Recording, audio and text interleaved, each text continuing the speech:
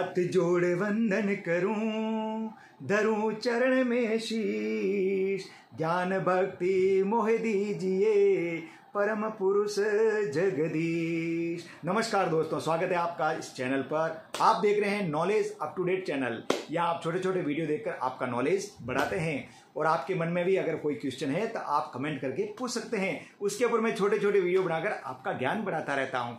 हमारे साथी रामा कृष्णा जी पूछ रहे हैं कि आज मैं गाड़ी वर्क कर रहा था, ग्रेडियंट पे थी, पूरा वोल्टेज दे दिया, पूरी स्पीड नहीं आ रही थी, लेकिन फिर एमपीएस का यूज करना पड़ा। लेकिन मुझे मालूम नहीं है कि एमपीएस का यूज कहाँ कब कैसे करना चाहिए। हालांकि मैंने शंटिंग कॉन्टैक्टर कंट्रोल सर्किट बनाया हुआ है, उसमें डिटेल में बताया हुआ है आपको, उसके ऊपर वीडियो बना के कि इसका उपयोग कैसे और कब करना चाहिए। लेकिन उन्होंने फिर से पूछा है तो फिर से डिटेल में बता देते हैं, कोई बात नहीं।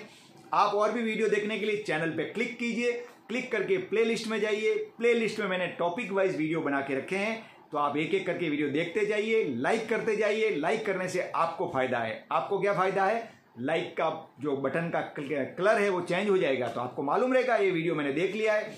उसके बाद दूसरा कोई वीडियो देखिए, आपका नॉलेज बढ़ाइए। तो एमपीएस की बात करते हैं।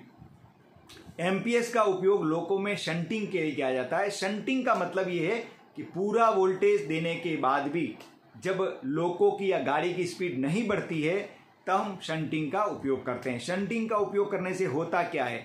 जब एमपीएस का उपयोग करते हैं तो ट्रैक्शन मोटरों की फील्ड के पैरेलल में shunting resistance, shunting contactor close होते हैं, कॉन्टैक्टर से रेजिस्टेंस सर्किट में आते हैं और फील्ड कमजोर हो जाती है, जिससे गाड़ी की गति तेज होती है। ये फंडा है उसका, ठीक है।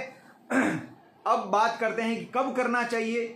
जब आपने 20 नॉच ले लिया और पूरी स्पीड जो वांछित स्पीड है, आपकी इच्छा है इतनी स्पीड आनी चाहिए और वो नहीं आई, तो आप ले सकते हैं। लेकिन पूरा वोल्टेज दे दिया तब, तो इसके एमपीएस का प्रयोग करने के लिए दो शर्तें हैं। शर्त नंबर 1, 20 नॉच आप ले चुके होने चाहिए। शर्त नंबर 2, पूरा वोल्टेज दे दिया होना चाहिए। पूरा वोल्टेज, जैसे माना कि किसी लोगों में 700 वोल्ट मैक्सिमम है, तो 700 वोल्ट देने के बाद ही एमपीएस का प्रयोग करना है, ठीक है।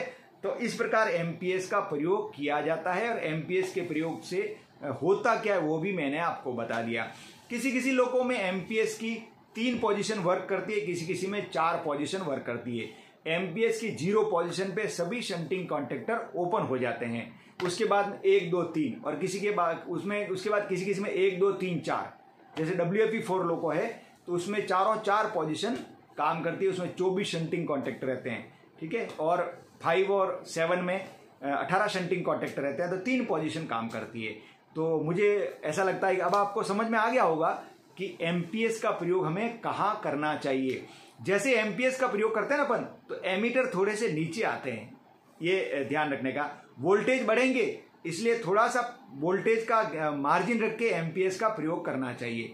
और एमपीएस को जब रिलीज करते हैं वापस, जैसे आपको लगता है कि अब मुझे स्पीड कम करना है, नॉच रिग्रेस करना है, तो एमपीएस को रिग्रेस करते समय, रिलीज करते समय भी एक एक नॉच रिलीज करना चाहिए।